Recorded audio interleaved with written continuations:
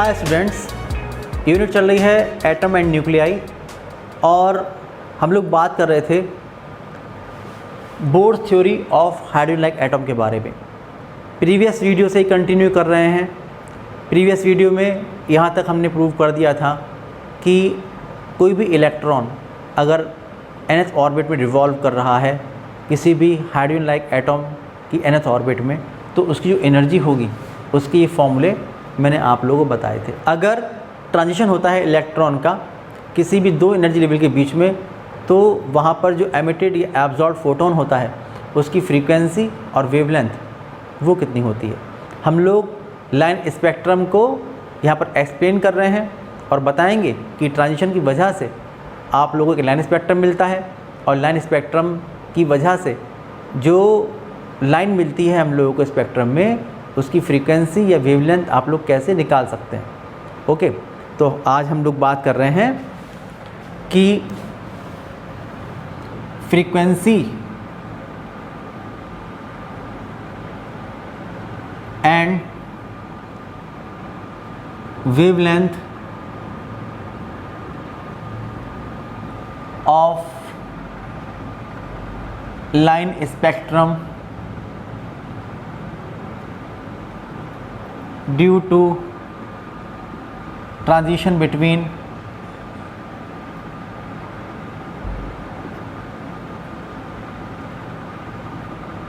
N1 and N2, इसकी हम लोग बात कर रहे हैं।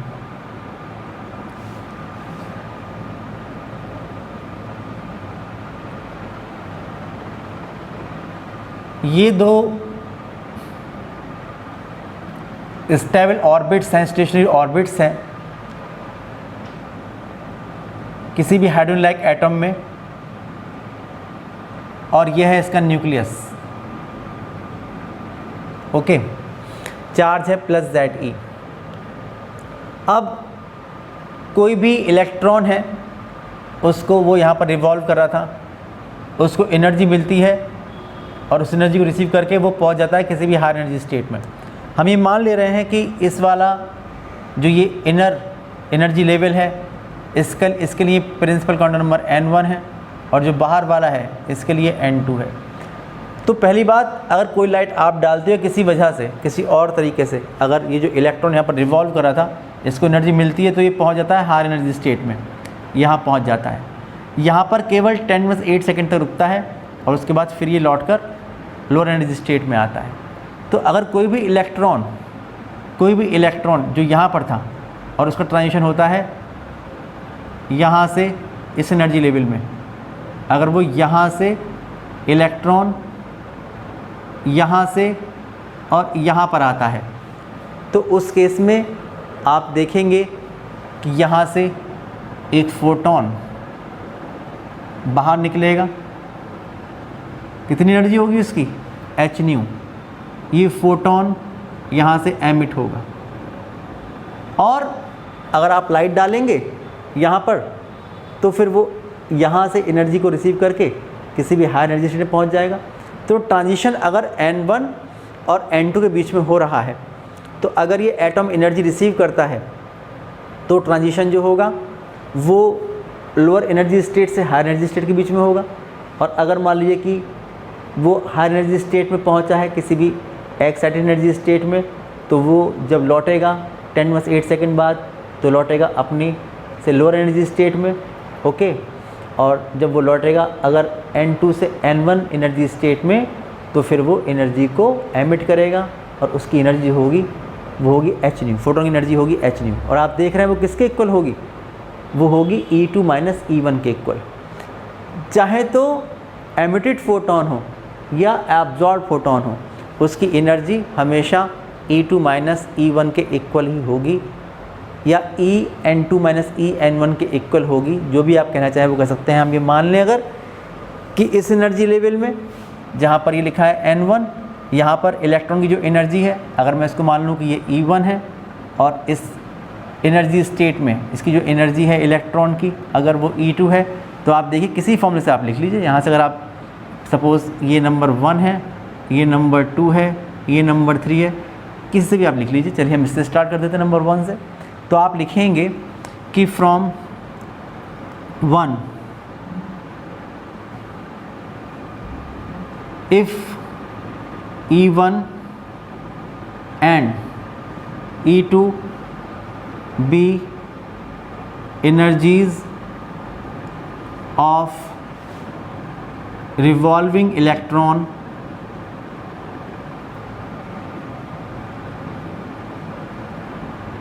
in energy states or orbits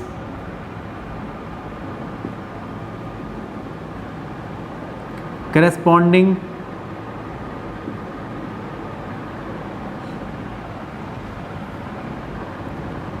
to N1 and N2, then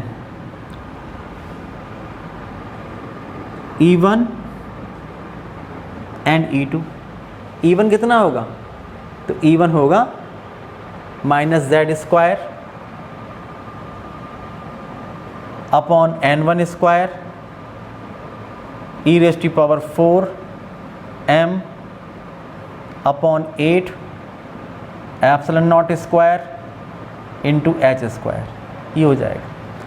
और इस एनर्जी स्टेट के लिए अगर आप देखेंगे तो -z² upon N2² e⁴ m upon 8 ε0² into h², ये हो जाएगा। Okay, suppose this is 4 and this is 5। तो अगर हम बात करेंगे, देखिए मैं पढ़ाऊंगा आप लोगों को, दो तरह स्पेक्ट्रम मिलेंगे, एक तो एमिशन स्पेक्ट्रम और एक एब्जॉर्प्शन स्पेक्ट्रम। तो मैंने बताया चाहे तो जो फोटोन है ये एमिटेड फोटोन हो या एब्जॉर्ब फोटोन हो, दोनों ही केस में एनर्जी ऑफ फोटोन आप लिखेंगे कि energy of emitted or absorbed photon ये होगी E = E2 minus E1। E की जगह हो जाएगा H into new = E2 minus E1। तो यहाँ से फ्रीक्वेंसी निकालना चाहते हैं, तो frequency of the line in the spectrum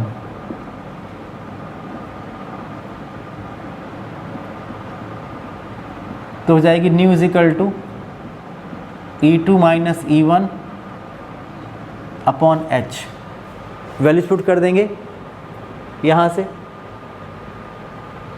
E1 और E2 की, तो हो जाएगा अपनी पुटिंग वैल्यूज़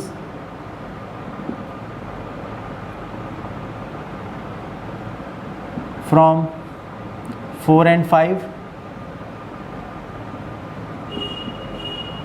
we get तो फ्रीक्वेंसी न्यू = हो जाएगा, देखिए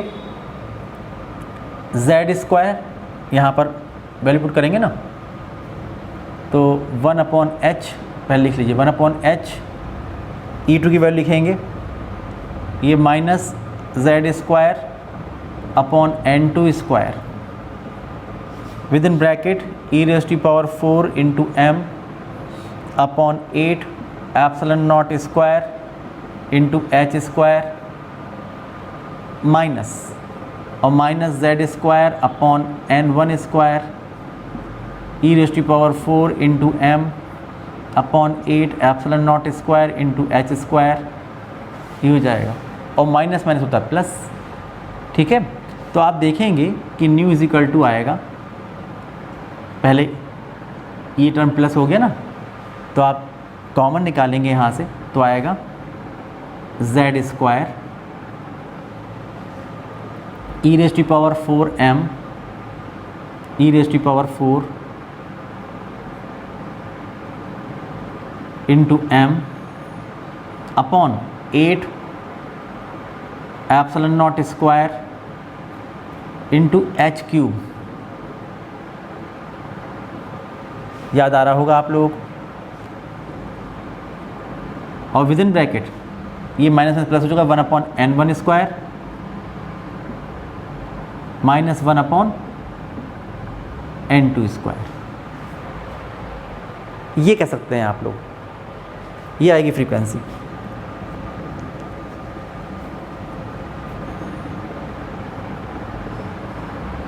ठीक है, ये फ्रीक्वेंसी आएगी। और अगर आप निकालना चाहते हैं इसकी वेवलेंथ, तो आप लिखेंगे but nu is equal to होता है c अपॉन लैम्डा, तो c upon lambda is equal to Z square e raise to power 4 into m upon 8 epsilon naught square into h cube within bracket 1/n1 square minus 1/n2 square. ये आप देख लेंगे, ये हो जाएगा। तो ये c यहाँ पहुँचेगा, तो हो जाएगा 1 lambda is equal to Z square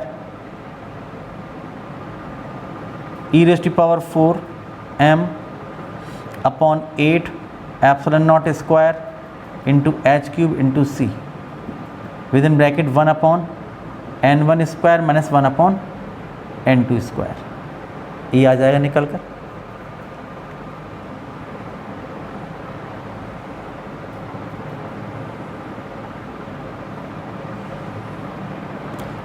शायद यहाँ पहुँचकर आपको ये याद आए कि जो ये कांस्टेंट है e⁴m upon 8 epsilon naught square H cube into C, ये है रिडबर्ग कांस्टेंट। तो आप लिखेंगे but e⁴ into m upon 8 epsilon naught square H cube into C is equal to R. तो अगर हम लोग ये वैल्यूज़ यूज़ कर लें इक्वेशन ए और इक्वेशन बी में, using this value in A and B, we get, तो आप देखिए यहाँ तो ये एच क्यूब था, सी नहीं था, तो ये आर इंटू सी हो जाएगा, तो ये आर इंटू सी हो जाएगा। ठीक है ना, यही हो जाएगा आर इंटू सी। तो न्यू इज इक्वल टू हो जाएगा Z square R into c within bracket 1/n1 square minus 1/n2 square. And यहाँ पर ये वैल्यू r है, तो 1 लैम्डा इज इक्वल टू हो जाएगा Z square multiplied by R within bracket 1/n1 square minus 1/n2 square. आप ऐसे भी निकाल सकते हो।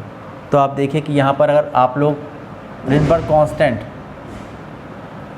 यहाँ पर अगर हम लोग रिडबर्ग कांस्टेंट की वैल्यू यूज़ कर लेंगे और c की वैल्यू यूज़ कर लेंगे 3×8 मीटर पर सेकेंड, तो आप फ्रीक्वेंसी ऑफ वेवलेंथ यहाँ से भी निकाल सकते हैं। ठीक है ना। अगर हम बात कर रहे हैं हाइड्रोजन एटॉम की, तो आप जानते हैं कि हाइड्रोजन एटॉम के लिए जो Z की वैल्यू होती है वो होती है 1। आप लिखेंगे कि for hydrogen atom Z is equal to 1। तो फॉर हाइड्रोजन एटॉम तो न्यू इज इक्वल टू होगा, फ्रीक्वेंसी इज इक्वल टू होगी R into c within bracket 1/n1 square minus 1/n2 square. ये होगा, ये फ्रीक्वेंसी हो जाएगी। एंड जो वेवलेंथ निकालने का फॉर्मूला है वो होगा 1 lambda is equal to R within bracket 1/n1 square minus 1/n2 square. ये फॉर्मूला बहुत ही यूज़फुल है जब हम लोग हाइड्रोजन स्पेक्ट्रम को एक्सप्लेन करेंगे तब के लिए। ये बहुत ही इम्पॉर्टेंट बात है। यहाँ पर जो 1 लैम्डा है इसको हम वेव नंबर भी कहते हैं। तो अगर वेव नंबर की हम बात करेंगे तो आप लिखेंगे कि here 1 lambda equal to nu bar, इसको हम कहते हैं वेव नंबर। तो वेव नंबर अगर निकालना है तो वेव नंबर होगा nu bar is equal to 1 lambda is equal to R within bracket 1 N1 square minus 1/N2 square. तो ये फॉर्मूला आप यूज़ कर सकते हैं। जो यूनिट होगा इसका, ये पर मीटर या पर सेंटीमीटर, पर मीटर या पर सेंटीमीटर, ये इसका यूनिट होता है। तो अगर आप लोग यही कॉन्सेप्ट यूज़ करें और इससे निकालना चाहें तो इससे भी आप लोग लैम्डा और फ्रीक्वेंसी की वैल्यू यहाँ से भी हम निकाल सकते हैं। अगर आर एस सी जगह 13.6 इलेक्ट्रॉन वोल्ट पुट कर दें तो भी हम लोग ये मेथड अडॉप्ट करके फ्रीक्वेंसी और वेवलेंथ निकाल सकते हैं अगर किसी भी इलेक्ट्रॉन का ट्रांजिशन N1 और N2 के बीच में होता है। ये याद रखिएगा जो कि मैंने बताया आपको शुरू में ही कि चाहे एमिटेड फोटोन हो चाहे एब्जॉर्ब फोटोन हो, दोनों की एनर्जी सेम होगी, इसलिए दोनों की फ्रीक्वेंसी और दोनों की जो वेवलेंथ होगी वो सेम होगी। इसके बारे में हम डिस्कस करेंगे कि दो तरह के स्पेक्ट्रम होते हैं, एमिशन स्पेक्ट्रम और एब्जॉर्प्शन स्पेक्ट्रम।